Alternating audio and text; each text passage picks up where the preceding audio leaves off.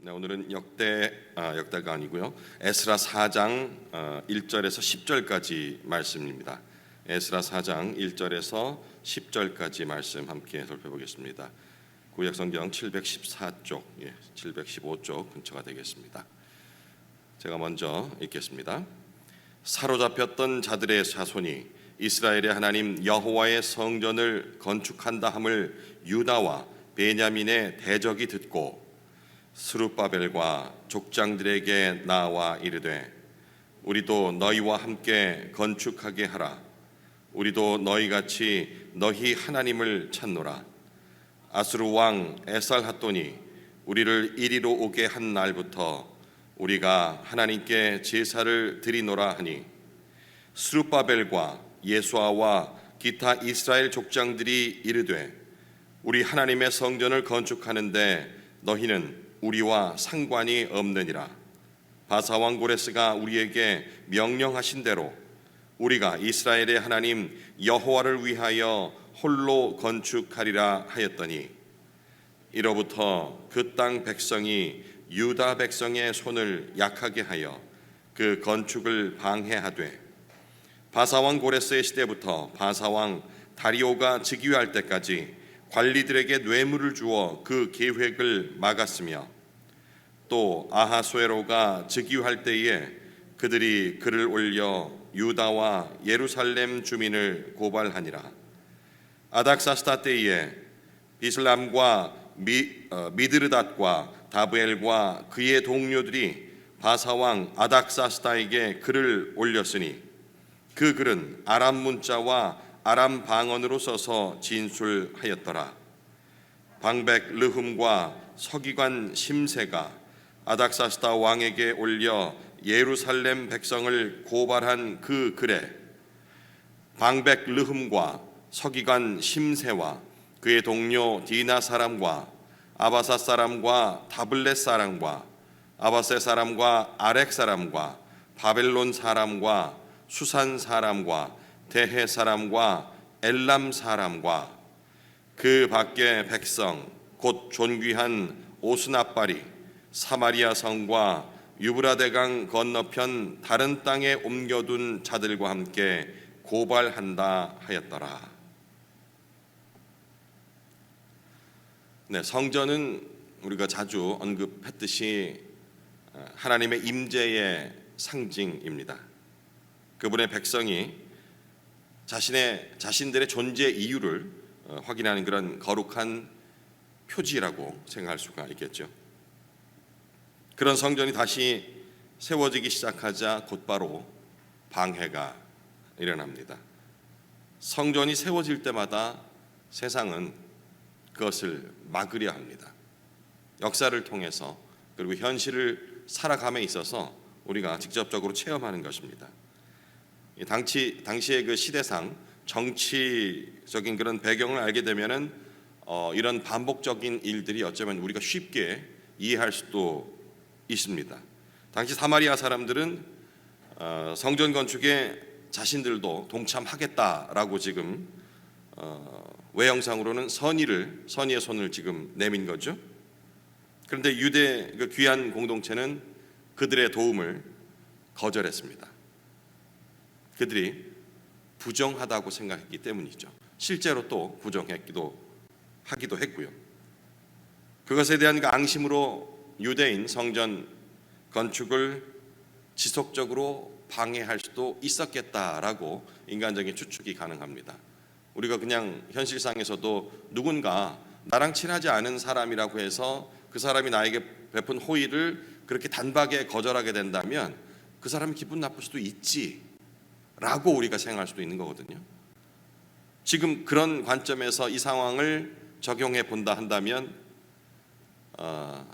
귀한 유대 공동체는 너무 성급한 그리고 단호한 차가운 거절로 괜한 분란을 만든 것처럼 느껴지기도 합니다. 물론 우리는 지금 성경 내용을 거의 다 알고서 읽기 때문에 잘한 것이다 라고 결론을 내리고 보지만 그렇게 되면 성경 안으로 우리가 몰입하기가 힘들어져요.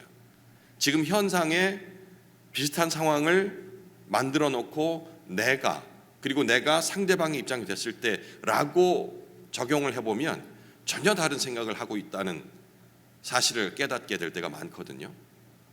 그래서 성경의 역사를 이해하고 적용함에 있어서 우리가 지혜가 필요하고 분별력이 필요한데, 시대적 배경, 정치적 배경만을 가지고 성경을 이해하려다 보면은 오류를 범할 때가 많습니다. 그 이면에, 그 사건 이면에 그 사건을 주관하시는 하나님의 뜻이 무엇인지를 잊어버릴 수가 있다는 것이죠. 우리가 여기서 봐야 하는 것은 하나님의 일이 시작되면 반드시 방해의 법칙이 작동한다는 사실입니다. 이것은 태초부터 시작해서 아담과 하와 시절부터 시작해서 지금 현재를 살고 있는 우리의 시대까지 계속해서 반복되는 겁니다. 은혜가 충만하면 그곳에 죄악이 가능합니다. 반대로 죄가 많은 곳에 은혜가 충만하다는 그 역사까지도, 법칙까지도 우리가 알 수 있는 것입니다. 내가 회개하고 하나님께 헌신하기로 결단을 하면 정말 이상하리만큼 멀쩡하던 환경이, 아니 정말로 나에게 호의적이던 평안하던 환경이 흔들립니다. 이 이유를 찾아가는 방법을 바로 우리 성경을 통해서 우리가 찾아야 하는 것입니다. 그냥 시대적 반영을만 가지고 이해를 하려 한다면 오늘 성경의 깨우침을 얻을 수가 없거든요. 이게 자꾸 이 환경이 흔들리는 게 내가 기초를 좀 잘 못 다져놓은 것 같아. 여기서 기초라는 건 성경 기초가 아닙니다.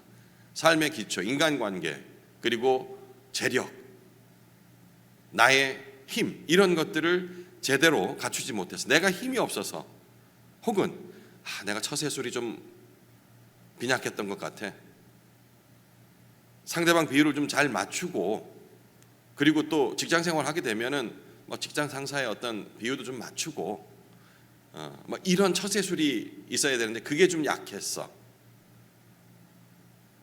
그래서 이런 일이 발생한 것이야 라고 판단을 하게 되면은 대처 방법이 하나님이 원하시는 건 전혀 다른 방향으로 갈 수 있다는 거예요. 내가 그런 경험을 해봤을 수도 있고요. 잘 생각해 보십시오. 혹은 내 자녀가 어떤 애매한 상황이 됐을 적에 지혜를 준답시고 사회생활을 할 적에는 적당이란 말은 잘 안 쓰죠. 우리 크리스찬들이 그런 단어는 믿음과 반하는 단어라 생각해서 적당이라는 단어를 쓰진 않습니다. 대신 대체하는 단어를 쓰거나 상황을 만드는 것이죠. 하나님의 뜻이 그렇게 꼭 강경하게 나가는 것만을 원하는 것은 아닐 거야. 이 정도로 이게 타협이거든요. 오늘 에스라 4장은 하나님이 주신 사명을 지키기 위해서 믿음의 백성이 어떤 자세를 가져야 하는가라는 내용을 담고 있습니다. 1절에서 10절 길지 않은 본문이긴 하지만 우리가 이 부분을 찾으려고 영적인 눈을 계속해서 떠야겠습니다. 본문 1, 2절이 이렇게 시작됐죠. 유다와 베냐민의 대적이 사로잡혔다가 돌아온 자들이, 그러니까 1차 귀한 공동체를 얘기합니다. 인원수가 많지 않습니다. 한 번에 다 돌아온 게 아니에요. 여호와를 위하여 성전을 건축한다 함을 듣고, 이 소식을 듣고서 지금 그들이 얘기를 하는 겁니다. 우리도 너희와 함께 건축하게 하라. 우리도 너희처럼 하나님을 찾나니. 얼마나 그럴듯한 얘기입니까? 그죠? 같은 하나님을 믿고 있다. 우리도 하나님을 믿어. 제사도 지내고, 그러니까 예배를 드리고 똑같이 해왔어. 니네가 잡혀간 동안에 우리는 여기 남아 있었지만, 우리 여기 남아 있다는 단어도 잘 판단을 해야 돼요. 우리 에스라 강해를 통해서도 또 한번 짚었었죠. 지금 이 시대적 상황에서 말하는 남아 있는 자는 누구를 얘기하는 것이겠습니까? 끌려갔던 자들이 남아 있는 거예요. 근데 여기 예루살렘 그리고 사마리아 근처에 남아 있었던 그 사람들을 남아 있는 자들이라고 한 것이 아닌 것이죠. 끌려갔던 포로들, 거기서도 믿음이 잃지 않고 그리고 돌아온 그 자들을, 바로 그 사람들을 남아 있는 자라고 얘기를 하는데, 지금 여기서 자기들이 남아 있으면서라고 표현하는 그 남아 있다는 뜻과는 전혀 다르다는 것 알아두시고요. 같은 하나님을 믿는다는 말로 다가오는 이들의 제안, 표면적으로는 자기 돕겠다라는 그런 협력의 요청인 것처럼 보이죠. 그런데 실상은 신앙의 순수성을 그냥 흔드는 시험의 손길이었습니다. 이 사람들은 북이스라엘이 멸망한 이후 아수르 제국이 이주시킨 여러 민족의 후손들이죠. 당시 그때 시대적 배경을 잠깐 본다 한다면 북이스라엘 멸망하고 난 다음에 그 즈음에서 있던 사람들을 다 데리고 갔어요. 바벨론 쪽으로 거의 데리고 가고, 거기에 빈 공간은 각 또 피지배국이 되겠죠. 정복한 나라들의 이주민들을 막 섞어서 혼합 정책을 펴고 있었습니다. 이거는 바벨론뿐만 아니고 로마도 마찬가지고요. 제국들은 반드시 그 나라를 정복한 이후에, 우리나라도 마찬가지죠. 일제시대를 생각해 본다면 우리나라 사람들을 강제로 끌고 갑니다. 그렇게 뭐라고 민족 자체가 조센징이라는 이름으로 격화시켜가지고 무시하면서도 왜 데려갔을까요? 노예를 쓰려고. 그런 개념보다는 뭉쳐있게 만들면 언젠가는 반란을 할 수 있다라는 그런 반란의 씨앗을 제거하기 위해서 흩어놓는 정책이죠. 그래서 지금 현재 북이스라엘에는 순수 유대인들이 아닌 정말로 어디서 왔는지도 알 수 없을 만큼 많은 민족들이 섞여 있는 그런 혼합주의 상태인 겁니다. 그들 얘기가 틀린 건 아니에요. 하나님을 섬겼다. 여기서 하나님은 야훼죠. 여호와 하나님이죠. 야훼도 섬기면서 동시에 자신들이 가지고 온 자신들의 우상을 동시에 섬기고 있는 그런 상태였던 겁니다. 열왕기서에 이렇게 자세히 나와 있는데 역대기에는 그렇게 자세히 설명은 되지 않았습니다. 그러니까 그들의 신앙은 혼합된 신앙이었죠. 우리도 하나님께 제사를 드렸다. 그 말 자체는 맞지만 거기서 하나님은 야훼 하나님만을 얘기하는 것이 아니었다는 것이죠. 하나님과 세상을 동시에 붙드는 겁니다. 그렇죠? 현대적으로 바로 적용할 수 있어야 합니다. 우리가 지금 만약에 이렇게 새벽 제단을 쌓으면서 하나님을 붙들고 하나님께 기도를 드리면서도 뭔가 다른 것을 붙잡고 있다 한다면 이거는 지금 오늘 본문의 시대와 다를 것이 없는 겁니다. 하나님과 세상을 동시에 붙들 수가 없는 것인데 그것을 하고 있다는 것입니다. 족장들 스룹바벨과 예수아는 그들의 제안을 단호히 거절합니다. 3절에 나와 있죠. 너희는 우리 하나님께 제사할 일이 없느니라. 차가운 배척처럼 느꼈습니다. 하지만 이들의 이 거절은 거룩을 지키려는 그런 결단이었습니다. 우리 신앙생활에도 반복이 되죠. 함께 하자, 도와줄게. 조금만 양보해. 뭐 교회 그렇게 빡빡하게, 넌 왜 이렇게 신앙생활 혼자서 다 하는 것처럼 그렇게 유별나게 하려고 그래. 조금만 허물면 이거 하나님이 화내시고 할 만한 일은 아닌 것 같은데, 전도를 위해서도 필요하지 않을까? 너의 그런 경직된 태도, 배타적인 태도, 이거 조금만 허물면 정말 교회가 넓게 들어갈 수 있다니까. 이런 제안 받아본 적 없습니까? 저는 제 믿지 않는 친구들 요즘 만날 시간이 없습니다만은 가끔 1년에 한 번 이렇게 보는 날 되면은 계속해서 유혹을 해요. 이게 1차적으로 술, 담배 이런 개념이 아니고요. 그냥 조금 더 여유 있게 즐기자. 제가 이제 신앙의 이름으로 나는 괜찮아, 나는 그러고 싶지 않아라고 했을 적에 너 뭘 그렇게 혼자서 예수 믿는 것처럼 교회 다니는 것처럼 그렇게 유별을 떠냐. 다 한다고. 다 점도 보고 연말 되면은 토정 비결도 보고 이 과학이야 이러면서 막 진짜 그럴듯한 말들로 그런 유혹 못 받아보셨습니까? 교회가 조금만 그 담을 허물면 더 많은 사람들이 교회로 올 수 있고 더 쉽게 성장할 텐데 참 바보 같아. 이런 얘기들. 그런데 하나님의 성전은 속도보다는 순수성으로 세워진다는 내용을 알아야 합니다. 지금 자립하지 못한 교회들 얼마나 많은 그런 유혹이 있겠습니까? 조금만 저 사람이 교회 온다면 재정적으로 우리 교회가 빨리 자립할 수 있을 것 같은데 목회자에게 끊임없는 그런 유혹들이 올 겁니다. 그리고 그런 사람들은 제안을 해요. 또 교회를 내가 위해서 이만큼의 헌신을 할 테니, 말이 좋아서 헌신이죠. 목사님은 제가 원하는 부분을 좀 들어주십시오. 이건 제가 원하는 게 아니고 우리를 위한 것입니다. 그러니까 이런 부분, 결국은 빨리 그렇게 해서 자립을 했지만 안정되지 못하고 결국은 또 분열되는 그런 일들이 많이 일어나거든요. 하나님의 성전은 속도보다 순수성으로 세워진다는 그 사실을 오늘 본문을 통해서 확인을 해야겠습니다. 협력의 이름으로 들어오는 그런 타협을 분별하지 못하면은 성전의 기초는 세워지기 전에 무너진다는 사실입니다. 거룩이라는 것, 언제나 이 경계선 위에 있는 결단으로서, 결단의 도구로 사용할 수 있는 것입니다. 4절에 보면은 이 스룹바벨이 단호한 거절 이후에 사마리아인들이 전략을 바꾸죠. 이제 화친하자 했다가 그걸 안 들어주니까 전략을 바꿉니다. 직접 싸우지 않고 마음을 약하게 만드는 그런 전술을 쓰는 거예요. 4절, 이로부터 그 땅 백성이 유다 백성의 손을 약하게 하여 그 건축을 방해하되, 약하게 한다는, 약하게 하는 전술입니다. 히브리어로 메라핌이라고 적혀 있는데 우리는 이제 약하게 하다라고 번역했는데 힘을 뺀다라는 그렇게 개념보다는 좀 낙심시키는 것, 느슨하게 하는 것, 풀어지게 하는 것, 이런 의미를 가진 단어입니다. 더 느낌 오죠? 방심하게 만들거나 혹은 마음속에 회의가 들게 만드는 겁니다. 아, 이거 맞아? 라는 거 있죠.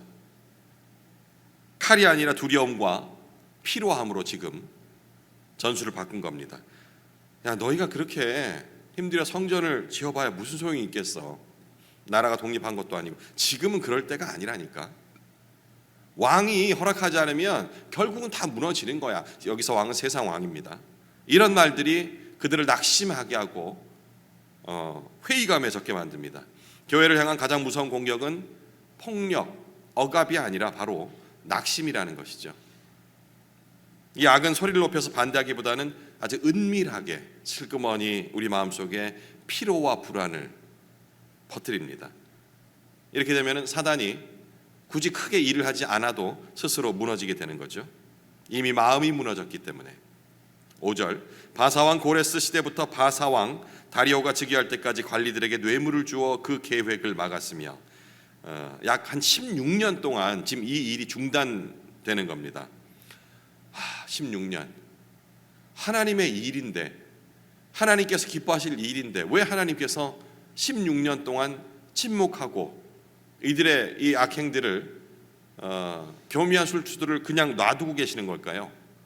이게 우리 믿음 생활할 때 계속해서 드는 질문이죠. 신앙생활 이만큼 했는데 왜 이렇게 하나님은 응답하지 않으실까라는 부분, 어떻게 해결하십니까? 언젠간 응답하실 거야 라고 막연히 그냥 긍정적인 마음으로 기다리고 계십니까? 그것으로서는 견딜 수 없습니다. 왜냐하면 하나님께서 그런 마음을 고쳐먹기를 원하셔서 주시는 과정이기 때문에, 시험이기 때문에 그냥 이 또한 지나가리라. 견디면 지나가리라.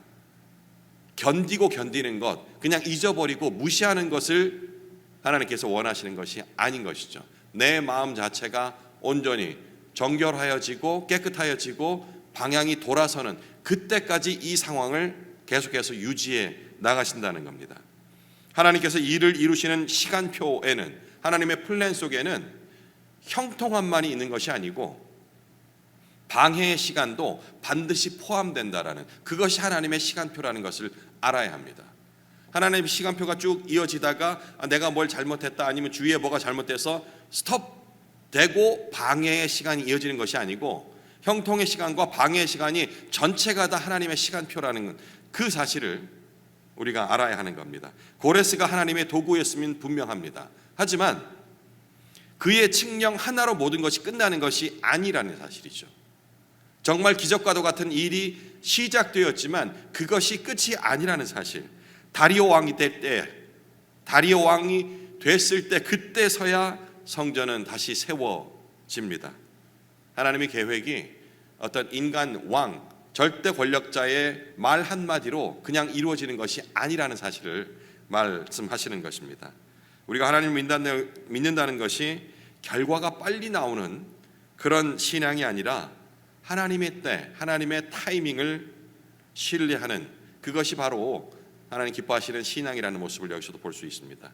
이제 공식적인 고발들이 쭉 이어지죠. 아닥사스다 왕에게 편지를 보냅니다. 예루살렘은 반역의 성입니다. 그들이 성을 다시 세우면 이제 이 왕을 대적할 거예요. 이제 6절에서 10절까지 내용을 지금 보고 있는 겁니다. 얼마나 왜곡된 말입니까? 하나님을 향한 순종이 정치적인 반역으로 지금 해석되는 겁니다. 너무나 잘 압니다. 예수 그리스도께서 이와 똑같은 상황을 겪으셨거든요. 어쩌면 우리도 현실을 통해서 겪고 있을지도 모르죠.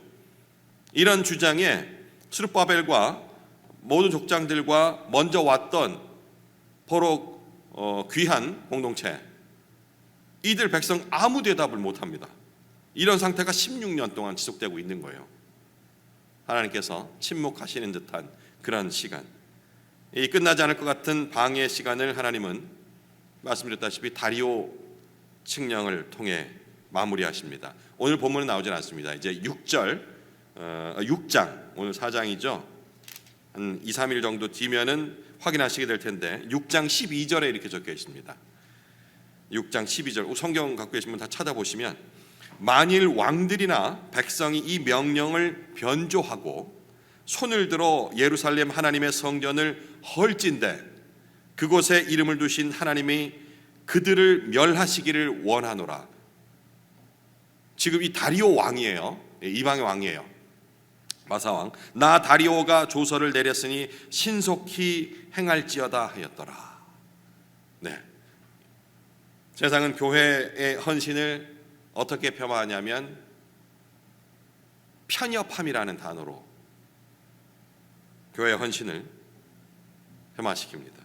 그리고 진리를 어떻게 왜곡시키냐면 배타적이다 라고 얘기를 해요. 이런 얘기 많이 듣잖아요. 기독교는 너무 배타적이야. 참 이게 화합을 못하고 항상 배타적이야. 이런 얘기 많이 들어보셨죠? 그리고 우리가 믿고 전하고 있는 이 복음을 지금 그들이 성을 세우면 다시 왕을 대적할 것입니다 라는 위협으로 둔갑을 시킵니다. 우리 복음이 그런 것입니까?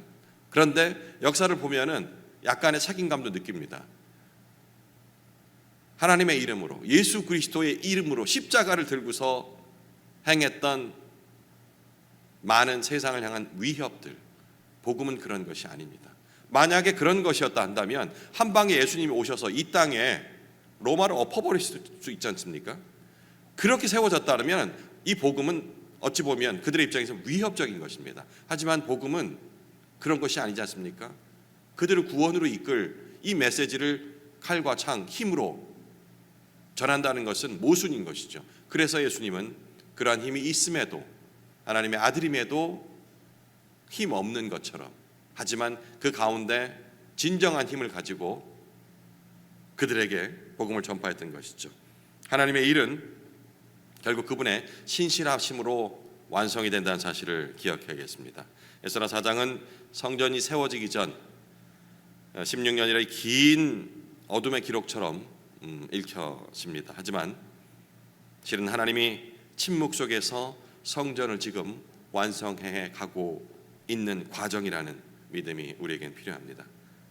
그분은 인간의 정치, 또 왕의 명령, 방해 시간까지 하나님의 시간표로 다 삼으셔서 당신의 계획을 지금 완성해 가고 계신 것입니다. 단지 조갑증을 가진 인간들이 그 긴 시간표를 읽어내지 못하고 그분의 뜻을 읽어내지 못할 뿐이지, 결국은 다리오의 마음을 움직이시고 백성의 손을 다시금 강하게 만드시는 분이시라는 겁니다. 신앙의 이름으로 오는 세상의 유혹을 구별해야 합니다. 모두가 함께 동참한다. 얼마나 아름다운 일인가. 그런데 이 말이 반드시 하나님의 뜻과 일치하는 것은 아니라는 사실을 생각해야 합니다. 교회 안에서 화합이 중요합니다. 연합이 중요합니다. 하지만 중요하다는 것은 그것이 누구의 이름으로, 누구의 뜻으로 이루어지느냐, 화합을 잘 이루면 하나님이 우리의 기도를 들어주실 것이야. 이런 적용을 해서는 안 된다는 겁니다. 오늘 우리에게 필요한 것은 속도보다는 신뢰, 그리고 성과보다는 순종이 필요하고요. 확신보다는 인내가 필요한 것입니다. 남은 시간 개인적으로 묵상을 이어가시겠습니다.